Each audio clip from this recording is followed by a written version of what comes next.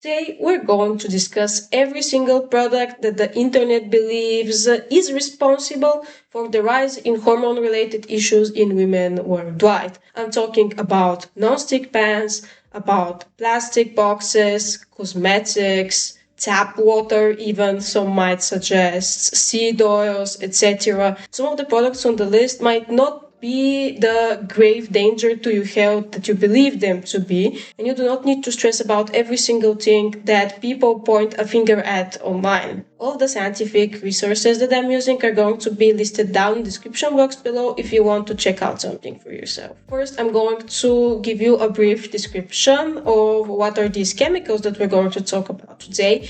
They are called endocrine disruptors, which means that they cause some type of disturbance, imbalance in your endocrine system, in your hormone system. Some very popular ones that I'm pretty sure you've heard about are Bisphenol A, phthalates, parabens, but not only those that would be labeled as plastics.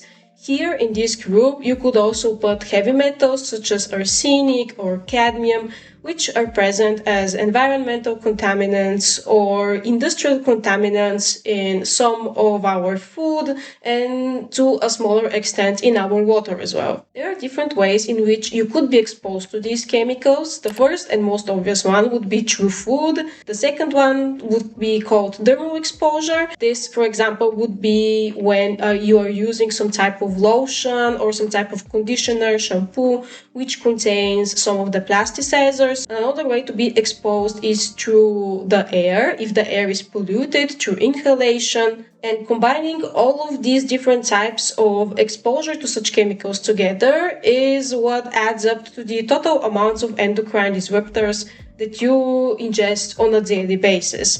The bigger problem here is the cumulative amount from all of the different sources and not really one singular product itself. A very big problem that I see online is that people do not address exactly in which way you are indeed exposed to these chemicals. Are you ingesting them? Are you inhaling them? Are you absorbing them through your skin? Because this matters a lot when we're talking about risk assessment and what is the actual threat that this specific consumer product poses to your health. However, cumulative exposure to these different types of compounds has been connected in research to an increased likelihood of a lot of different hormonal issues, starting off with menstrual cycle irregularities and going into more severe ones such as the development of endometriosis, PCOS, fibroids, uterine fibroids, and even some hormone-dependent cancers, most likely estrogen-dependent cancers, such as breast cancer or ovarian cancer as well. This is why this topic has been gaining so much attention in the recent decade or so. Now let's move into all of the different household products that could be contributing to a larger exposure to these endocrine disruptors. We're starting off with something that my friend asked me about specifically, and I had no idea that this could potentially be an issue according to the internet. And here we have laundry detergents and fabric softeners.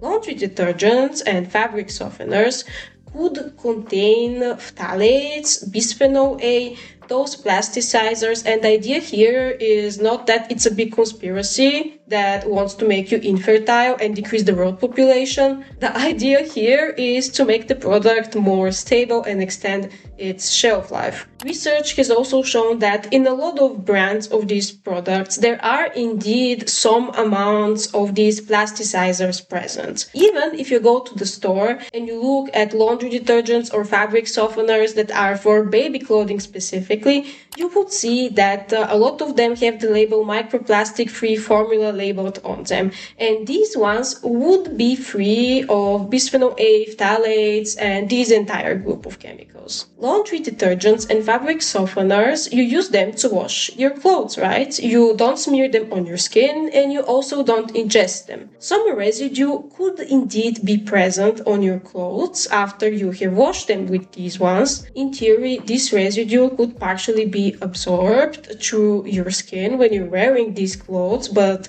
I believe that you can see that this is a bit of a stretch, and this risk is a bit a lot overestimated compared to the remaining ones on today's list. My opinion on candles and hormone disruption is pretty similar. Yes, some candles do indeed contain such plasticizers, the cheaper candles usually that are not soy candles or beeswax candles.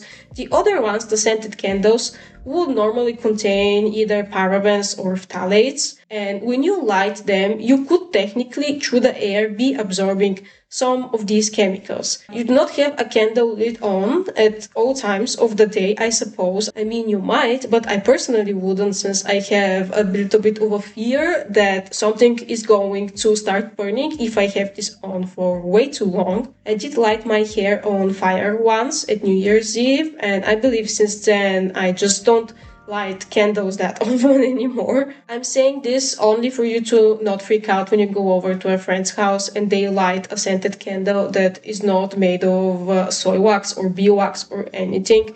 Yes, you could swap out this one, but again, there are other products that you use more frequently in your daily life and that you are likely to absorb more of these chemicals from compared to the candles or the laundry detergents or the fabric softeners. As an example comes also the next category, which are all types of cosmetic products.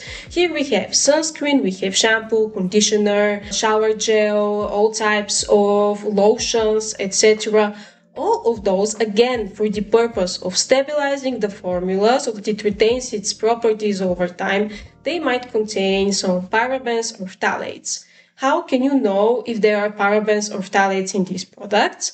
Parabens are usually very easy to identify. They always have a paraben as kind of a suffix of the word, so you can't really make a mistake there. With phthalates, the situation is a bit more tricky, since they're usually labeled as either perfume or fragrances, and this definitely masks them, and if the consumer has not done their research, they're not going to know that those are present in the products. Now we're talking about dermal exposure, so you're smearing that onto your skin, and if you're somebody that wears sunscreen every day or that uses body lotion after every single shower, you would be absorbing plenty of those on a daily basis. Therefore, it would make a lot of sense for you to check on the ingredients list if there are indeed some types of these chemicals in question present. Larger scientific studies have also confirmed this when investigating the issue. Indeed, the majority of products, unless there's some type of alternative brands,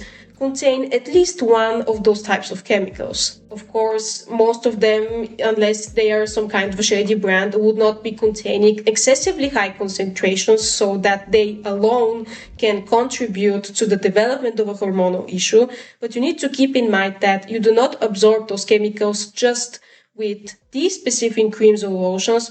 You also have other routes of exposure that we are covering in today's video. You might be getting the impression that women are exposed to these types of chemicals a lot more frequently than men, and unfortunately, I am also pretty convinced that this is the case. I might be feeling like a stereotype here, but again, nobody can convince me worldwide that women and men 50-50 use the same amounts of shampoo, conditioner, body lotion, makeup, and all of that stuff. Now we're going to move into another area of life that women would be quite familiar with, and that is the kitchen.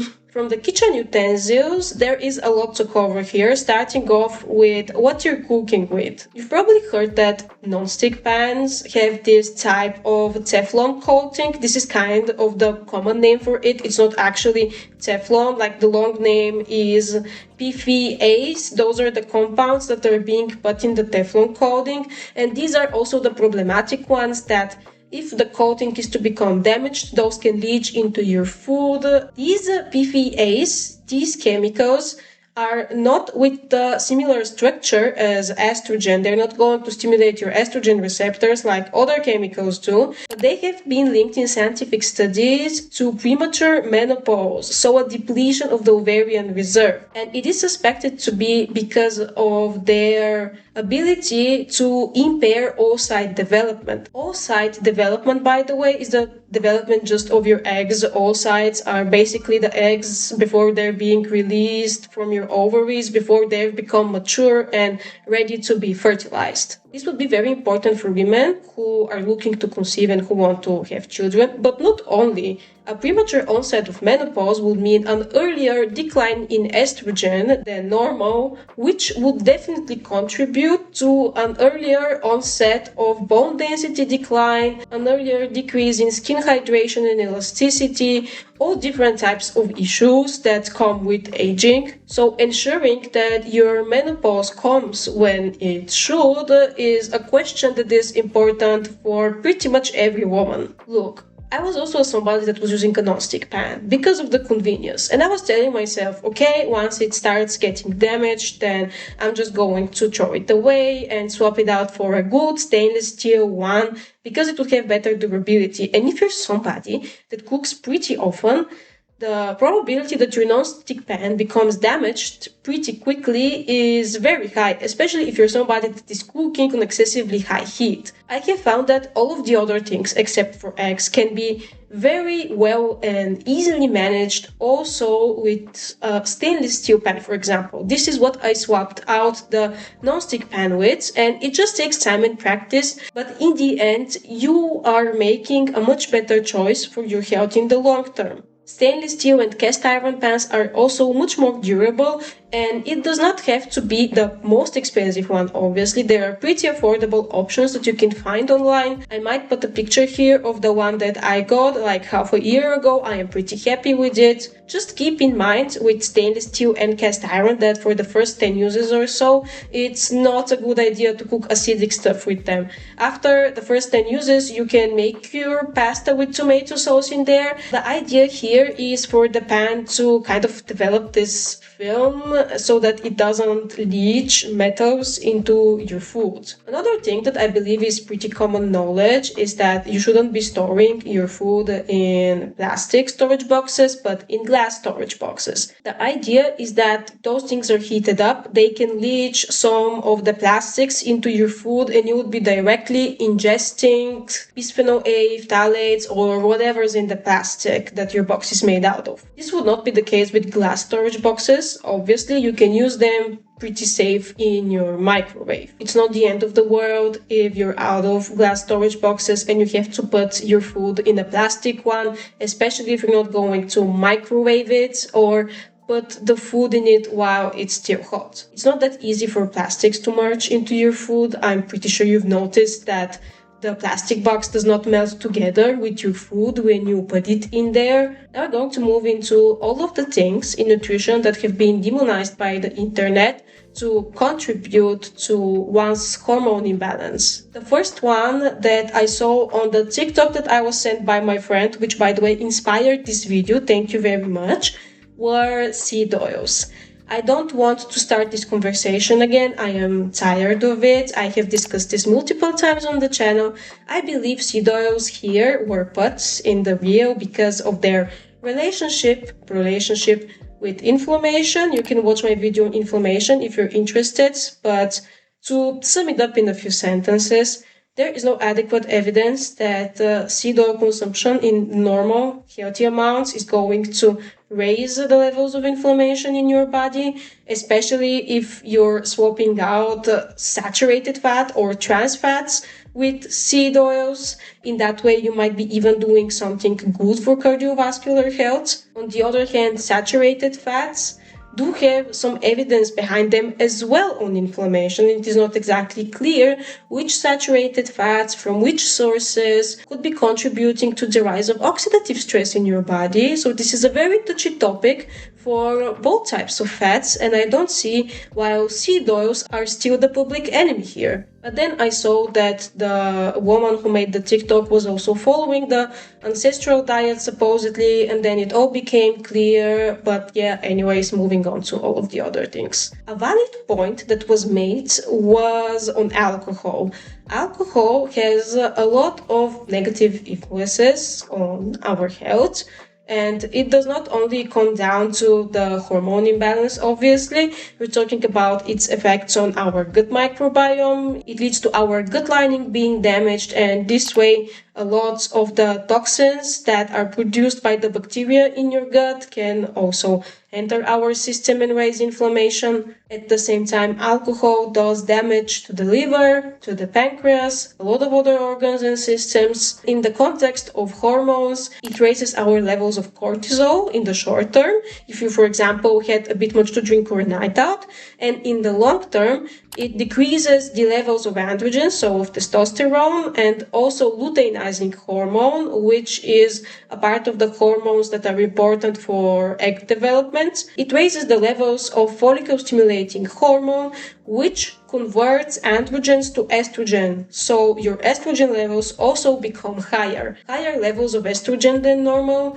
could contribute to the increase of hormone-dependent cancers, such as breast cancer and ovarian cancer. And on top of all of that, because alcohol does damage to our DNA and our cells, it could also potentially damage the eggs that are still in our ovarian reserve and cause fertility issues later on and complications in the baby that has not even been conceived yet. By the way, one thing that I expected to see on the list and I did not see was high consumption of fish and shellfish. And with fish, I mean canned tuna specifically. Shellfish in particular accumulates a lot of the things that are in the ocean. It's not the shellfish itself that could potentially be a risk. It's the things that shellfish absorbs from the ocean, and it is indeed our fault that those things are in the ocean. Here I'm talking about plasticizers, microplastics, and also about heavy metals. With canned tuna, I'm pretty sure that you've already heard the argument about mercury in canned tuna. Of course, not every single brand and not every single batch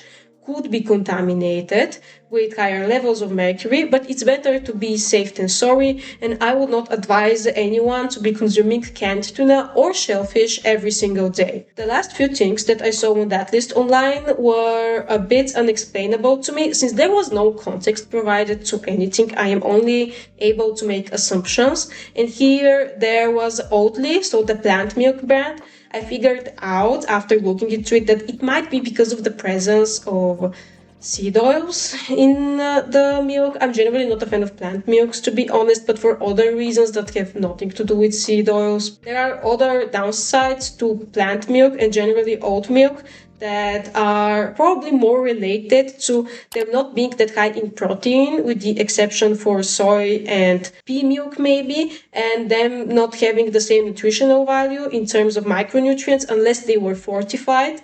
Another thing that I don't like about oat milk in particular is just the fact that it's not the most insulin-friendly milk if you're somebody who is insulin resistant, because it does contain a great deal of carbohydrates. After all, it is made from oats. On the other hand, dairy products have been investigated for potentially containing higher levels of certain hormones than they should, so there's also this argument. All in all, just choose any type of milk that you like. Just be aware of the different nutritional properties that all the different types of milks have. Of course, plant milks are potentially also better for the environment, except with almond milk and the water that it requires to produce. There was one paper that talked about this, and I explained that in a previous video that I made a while ago. I'm getting very off topic.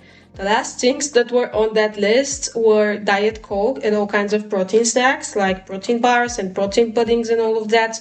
Again, no context was provided, so I assume that here the artificial sweeteners were referenced. Since that Coke, the most controversial thing about it would be the fact that it has, I believe it has aspartame in it or acetylfame K, I'm not quite sure. Artificial sweeteners in particular do not have the best reputation, and that has its reasons. I made a whole series on sweeteners if you're interested, both natural and artificial, but I don't recall discussing hormone imbalance when talking about artificial sweeteners. I believe the most negative evidence that was on them was connected to them having not the best impact on our gut microbiome, and also some unfavorable effects potentially on the overall dietary pattern, since it was not always confirmed that people who swapped out normal sugar for artificial sweeteners lost weight or improved their insulin resistance 100%. And this was proposed to be potentially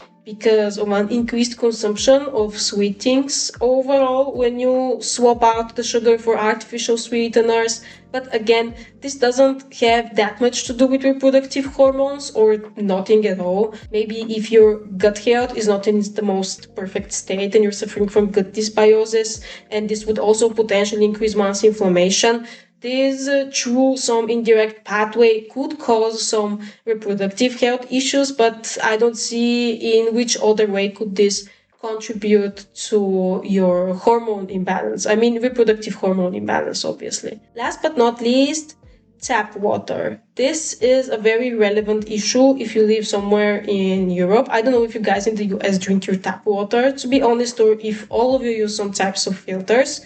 You need to be aware of what the water quality in your area is, because it potentially indeed might be a source of microplastics, BPA, phthalates, parabens over longer periods of time. After all, you drink water every single day, and if you're drinking only tap water, this could contribute, of course, to the overall exposure to these types of chemicals. As an example, back home in Bulgaria, we don't really drink any tap water. It's not obviously only because of the bisphenol or phthalates. We've had a lot of water contamination related issues in different areas of the country. Even the taste of it is somewhat odd, so we tend to buy mineral water or table water most of the time. While in Austria, where I'm at right now, people do not really drink store-bought water. Everybody carries around their water bottles because the water quality here is probably one of the best that you're going to come across ever. One thing that I did not see on the list, and this is also how I'm going to finish off the video, are fast fashion clothing brands. This has been raised as a concern, I believe last year or 2024, I'm not sure. And this article came out discussing a study where the researchers gathered samples of different types of clothes, but not only clothes, also shoes, different utensils that were ordered from Shine, Temu, those types of online stores. After analyzing these products, they figured out that a lot of them contained exceedingly high levels of plastics, such as bisphenol A or parabens or phthalates. Therefore, it would be a healthier choice technically for you not to have half of your wardrobe full of clothing from those specific brands. I don't think it's a surprise to you that they contain dangerously high levels of these chemicals. After all, for them to be at the price that they're at, they must contain something that is pretty easy and cheap to make, although it might not be the best thing for your health. And moreover, this is just another reason to not encourage mass consumption from these types of clothing brands. Again, I'm talking about having half of your wardrobe with those clothes. Of course, not everybody can afford to go and buy sustainable clothing. I don't think I need to convince you any further. I'm pretty sure that it's become a pretty popular opinion that shopping in greater amounts from those brands is neither good for you or for the environment or for the people who work there. I hope that now you have a better idea of what is worth worrying about, what is worth swapping out, how to make better choices regarding your hormonal health long term. Thank you so much for sticking around, and if you made it this far, don't forget to like and subscribe so you don't miss anything new from me. You can leave down in the comments below if you have any ideas for future videos. Please leave them, since I am slowly running out of ideas. I would be very grateful if you do that. Thank you again very much for watching, and I will see you in the next one.